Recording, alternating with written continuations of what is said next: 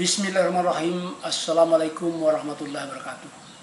Pemirsa, pembahasan kita selanjutnya adalah dalam kajian Kristologi ini kita akan membahas pernyataan Bambang Nursena, Yesus menampakkan diri kepada lebih dari 500 saudara. Sesudah ia menampakkan dirinya lebih dari 500 saudara. Setelah dia menampakkan kepada Petrus, kepada 12 rasul, dia menampakkan diri kepada lebih dari 500 saudara sekaligus. Pemirsa, menurut 1 Korintus 15 ayat 6, Yesus menampakkan diri kepada lebih dari 500 saudara sekaligus. Pak Bambang dengan bersemangat mengatakan bahwa Yesus menampakkan diri kepada lebih dari 500 saudara sekaligus. Pak Bambang, apa yang ingin Anda tekankan? Yesus bangkit dari kubur pada hari ketiga? Bukti apa yang Bapak punyai? Bapak terlalu menghayal seperti mentor Bapak Paulus. Saya akan tunjukkan 2 fakta sejarah yang membuktikan bahwa baik Paulus maupun Bambang Nursena telah berdusta. Yang pertama adalah fakta catatan sejarah, dan yang kedua adalah fakta dampak peristiwa. Fakta kebohongan pertama adalah tidak adanya catatan sejarah tentang 500 orang yang serempak menyaksikan kebangkitan Yesus. Ini Pak Bambang penting saya sampaikan. Dari 4 Injil yang ada di kitab Perjanjian Baru, tidak satu pun yang mengatakan bahwa lebih 500 saudara berkerumun menyaksikan kebangkitan Yesus.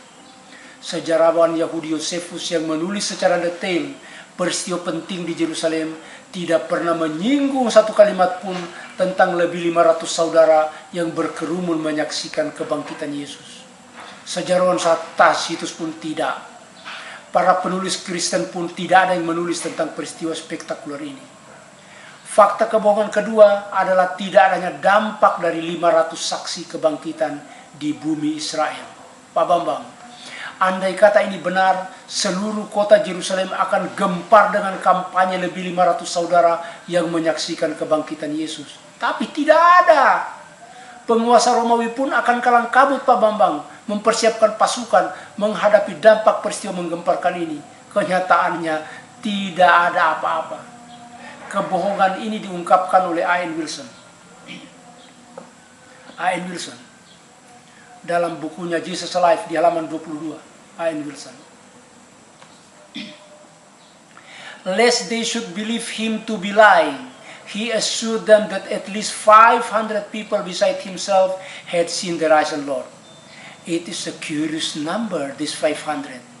None of the Gospels suggest that the risen Jesus appeared to anything like this number of people. You might have supposed if a man had truly risen from the tomb and appeared to 500 people at the same time, that his would have attracted some notice of the part of authority. Yet we read of no such occurrence in the contemporary history of the Jews by Josephus. No Roman historian make any mention of it, and no does any other Christian writer. Agar mereka tidak menganggapnya pendusta, Paulus meyakinkan mereka bahwa setidaknya 500 orang selain dirinya telah melihat kebangkitan Tuhan Yesus. 500 orang ini sungguh jumlah yang aneh Pak Bambang. Tidak ada satupun catatan sejarah di dunia ini ataupun Injil-Injil yang menyatakan bahwa Yesus menampakkan diri kepada 500 orang. Bayangkan saja kalau ada seorang bangkit dari kubur dan menampakkan diri kepada kerumunan lebih dari 500 orang sekaligus. Pasti akan menggemparkan penguasa. Namun kita tidak pernah membaca kejadian seperti itu dalam sejarah Yahudi yang ditulis oleh Josephus. Tidak ada sejarawan Romawi yang menyinggungnya, dan juga tidak ada tulisan sejarawan Kristen. Jadi Pak Bambang, tidak ada fakta sejarah kebangkitan Yesus. Lebih 500 saudara yang katanya menyaksikan kebangkitan ini Pak Bambang adalah komunitas hayalan ciptaan Paulus, dan Bambang Nursena pun ikut-ikutan. Dari fakta yang dikemukakan di atas, nampak bahwa Paulus dan Bambang Nursena berbohong dan menyesatkan umat.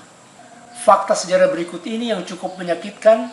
untuk Bambang Nursena adalah bahwa Gubernur Romawi Pontius Pilatus jangankan mewaspadai kejadian spektakuler ini, mengenal Yesus saja tidak. Sekali lagi, jangankan mewaspadai 500 orang yang menyaksikan, berkerumun menyaksikan kebangkitan Yesus, mengenal Yesus saja tidak. Bambang Nursena yang sombong seharusnya malu dengan fakta sejarah yang dikemukakan oleh Neil Asher Silberman, arkeologis, penulis, dan pakar sejarah Yahudi dalam bukunya The Hidden Scroll di halaman 131. In idle curiosity, Lamia casually asked Pilate if he remember anything about the miracle worker, who was later crucified for some crime or another. But the aged Pilate, despite of all his knowledge of the political affair of Judea and all his awareness of its looming danger to the Roman Empire, drew a complete blank on the name. Jesus? Pilate murmured, racking his brain to recall this obscure person. Jesus of Nazareth? I cannot call him to mind. Hanya sekedar ingin tahu, Lamia iseng-iseng bertanya kepada Gubernur Pilatus kalau dia mengingat seorang yang pernah membuat keajaiban yang disalib karena perbuatan kriminal. Tetapi Pilatus yang berusia lanjut, walaupun dia masih ingat tentang kegiatan politik di Judea dan segala kewaspadaan terhadap ancaman bahaya bagi kerajaan Romawi, sama sekali buta tentang nama yang ditanyakan. Yesus? Pilatus berbisik sambil memutar-mutar otak untuk mengingat orang yang tidak jelas tersebut. Yesus dari Nazaret? Saya nggak tahu tuh. Bayangkan Pak Bambang, Paulus yang hanya menghayal seorang diri tentang Yesus, yang katanya mati menebus dosa manusia, yang katanya dikubur dan bangkit pada hari ketiga, sanggup membuat lebih 1 miliar manusia di muka bumi ini pasrah total dan menyembah Yesus sebagai Tuhan dan Allah, Juru Selamat umat manusia. Hayalan Paulus ini juga mampu melumpuhkan akal sehat Bambang Nursena. Tanpa sadar, Bambang Nursena telah ikut komplotan makar mencobot Nabi dan Tuhan Guru Yesus untuk diberhalakan menjadi Tuhan agama misteri yang baru. Lalu, apakah lebih 500 saudara yang katanya menyaksikan kebangkitan Yesus mampu membuat Yerusalem menjadi pusat penyembahan Kristus Yesus? Pak Bambang, sentra penyembahan Tuhan Kristus Yesus justru berada di Vatikan, 2.300 km dari Yerusalem yang tidak mengenal Tuhan Guru Yesus. Hayalan Pak Bambang ini terlalu tinggi di awang-awang, sementara buktinya tidak ada. Sekali lagi, buktinya tidak ada, jauh panggang dari api. Sekian pemirsa, sekian Bambang Nursena. Kita akan melanjutkan lagi pembahasan kita selanjutnya ketika Paulus menulis Saksi Mata Masih Hidup. Pemirsa, sekian, billahi taufiq wal hidayah. Wassalamualaikum warahmatullahi wabarakatuh.